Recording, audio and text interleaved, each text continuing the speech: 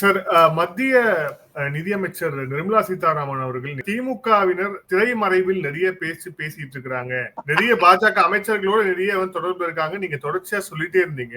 அதை முதல் முறையாக ஒரு மத்திய அமைச்சர் எனக்கு டைரக்டா போன்லயே பிரைவேட்டா அவங்க மெசேஜ் பண்றாங்க, தேங்க்ஸ் எல்லாம் சொல்லி பண்றாங்க அப்படின்ட்டு அவங்க சொல்லியிருக்காங்க. ஆனா நான் நேம் எடுக்கலன்னு சொல்லியிருக்காங்க. நிர்மலா சீதாராமன் ஒரு பெண்மணி, நிதி அமைச்சர், மத்திய அரசாங்கத்தில் நரேந்திர மோடி அரசாங்கத்தில் நிதி அமைச்சகத்தை வைத்திருக்கிறார். அவருக்கு வரக்கூடிய தொலைபேசிகள் திராவிட முன்னேற்ற கழக எம்பிக்கிடமிருந்து கேட்டால் அது ஒரு பெண்மணி தான் கூறுகிறார் என்று என்னிடமே சில கருத்துக்களை சொல்லி இருக்கிறார்கள். ஆக அது பெண்மணி தான் சொல்ல நினைக்கலாம்.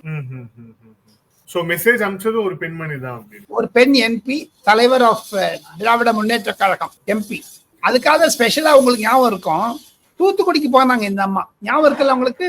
மழை வெள்ள பாதிப்பு வந்தப்போ நேரடியாக தூத்துக்குடிக்கு நிர்மலா சீதாராமன் சென்றார். அதுவே போதாத வரைக்கும் பர்த்டே கிரீட்டிங்ஸ்னா தடால்னு அமித்ஷா கிரீட் பண்றாரு, நரேந்திர மோடி கிரீட் பண்றாங்க, சபாநாயகர் கிரீட் பண்றாங்க, இங்க அடிக்கலாம் வராங்க. இது என்ன நடக்குதுன்னு தெரியலீங்க. திமுக உள்ள என்ன நடக்குதுன்னு தெரியலாதான். சோ கனிமொழியோடு பாஜக தலைமை காட்டக்கூடிய அந்த நெருக்கம் அப்படிங்கிறது ஸ்டாலினுக்கு நல்லதா சார்? அதெல்லாம் நம்ம அரசியலுங்க, அதெல்லாம் விடாதீங்க. என்ன பிளட் இஸ் திக்கர் தென் வாட்டர். ஏதோ இருந்தாலும் கடைசியில அண்ணன் தம்பி எல்லாம் ஒன்னாயிடுவாங்க, அக்கா தங்க அண்ணன் தம்பி